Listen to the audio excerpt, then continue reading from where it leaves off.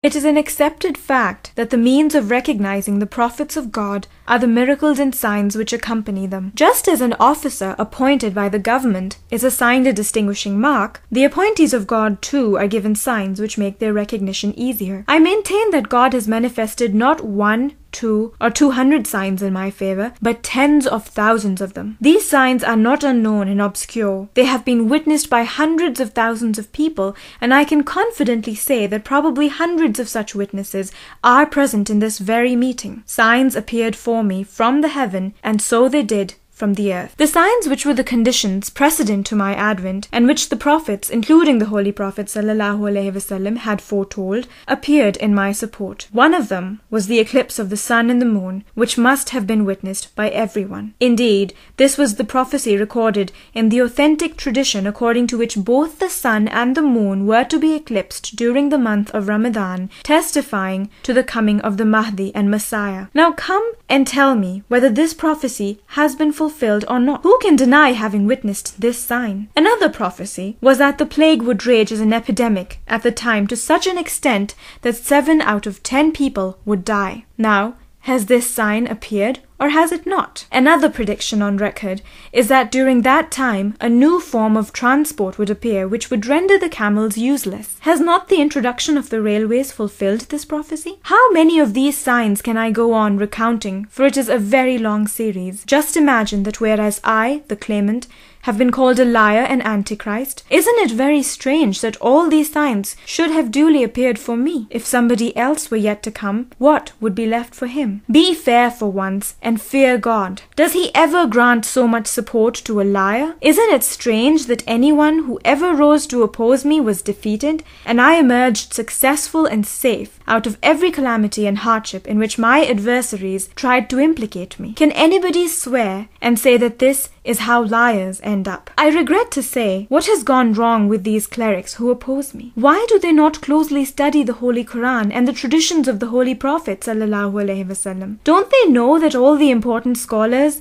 and divines of the past foretold that the advent of the promised Messiah would take place in the 14th century? 14th century of the Hijrah. Translator. The visions of all the recipients of revelation also point to the same period. It is clearly recorded in the book Hujjajul Kirama that the advent of the promised Messiah would not exceed the 14th century. It was these very people who oppose me today that used to shout from pulpits that even the beasts prayed for safety from the 13th century, and that the 14th century would be auspicious. How strange that in the 14th century, in which the promised Imam was to appear, an impostor should appear in his place, and that he should be supported by hundreds of thousands of signs, and God Almighty should help him to emerge successfully out of every contest and competition. Just pause and think before trying to answer. It is easy to blurt out something thoughtlessly, and so difficult to utter a word if one fears God. Another point also worthy of your attention is that God does not grant so long a reprieve to a liar and impostor as exceeds even the period of blessed grace granted to the Holy Prophet ﷺ. I am now 67,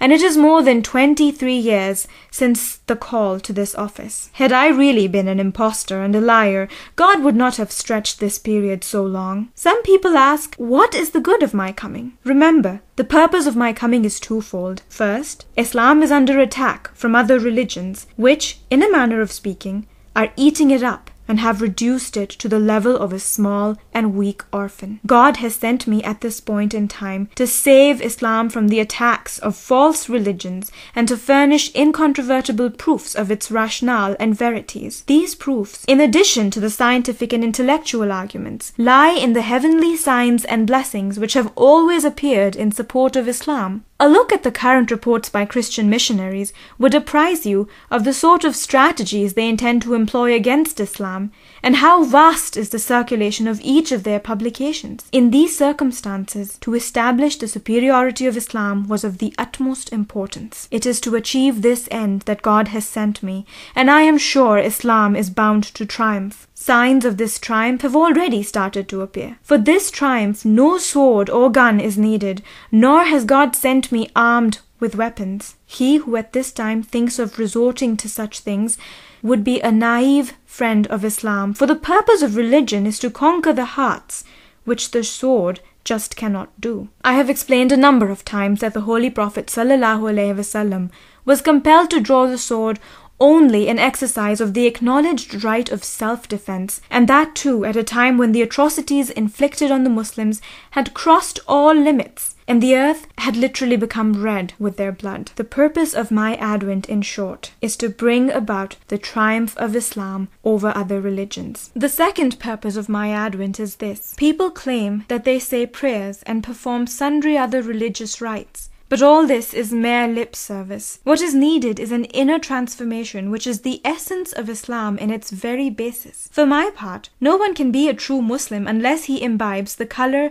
and complexion of Abu Bakr, Umar, Usman, and Ali, may Allah be pleased with them all. They did not love this world, but placed themselves entirely at the service of God. Today, whatever is done is for this world alone. Man is so engrossed in worldly pursuits that no room is left for God. Trade is for the world, construction is for the world, so much so that even prayers and fasts are for the world. Everything is done to please the worldly wise. No heed at all is paid to religion. Now, everyone should reflect whether the purpose of acknowledging and accepting Islam was limited to what is so misunderstood, or was it something loftier? What I know is that a true believer is purified and assumes the complexion of angels. As he gets closer and closer to God, he hears His voice and is reassured by it. Let each one of you ask himself whether he has attained this station. I am afraid that you rest content with what is only husk and crust, which is of no value. What God wants is the kernel. In short, just as the purpose of my mission is to counter the external attacks against Islam,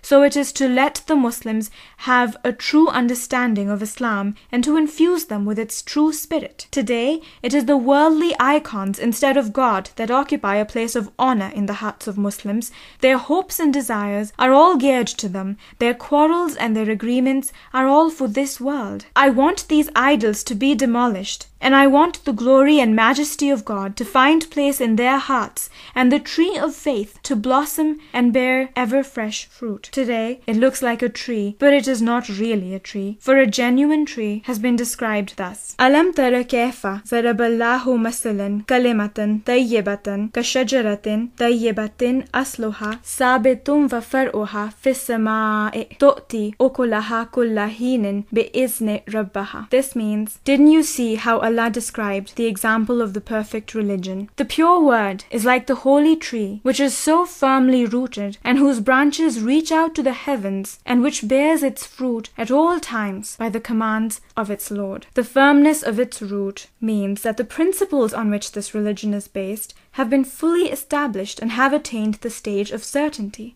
This tree should be able to bear fruit at all times and never be like dead wood. Does this condition obtain today? Many people are wont to say, what is the need of a reformer? How foolish is the patient who questions the need of a physician? If he thinks he is free from needing one, he is inviting but death. The Muslims today fall under aslamna, we agree, but they do not belong to the category of amanna, we believe, for this happens only when one is accompanied by the light of divine guidance. Summing up, this is the mission which has been assigned to me. So do not be hasty in rejecting my claim. Fear God and repent, for repentance sharpens the mind. This rampant plague is indeed a dangerous sign, regarding which I have received the following revelation. Inna Allaha la yughayyiru ma biqawmin hatta yughayyiru ma bi anfusihim. Footnote 42. Surely, Allah changes not the condition of a people until they change that which is in their hearts. Translator. This is the word of God. Cursed be the person who attributes to God what is not from him. He says that he changes his will only when a change takes place in the hearts. Therefore, fear God and dread his wrath. No one shoulders another's responsibility. Most people part company when one is implicated in the smallest crime. How then can you rely on others on the day of judgment, about which God says, Yawma yafirrul mar'u min akhihi. Footnote 43. On the day when a man flees from his brother. My opponents should have tried to bear with me, acting on the injunction, La takfu ma laysa laka bihi ilmu. Footnote 44. Follow not that of which thou hast no knowledge. Translator. But they were too hasty. Remember, people in the past perished because of haste. He alone is wise who gives up opposition when he realizes that he is in the wrong. But it is the lot only of those who fear God. It is only the brave who own their mistakes. They alone are the champions of moral courage. They are the ones whom God loves.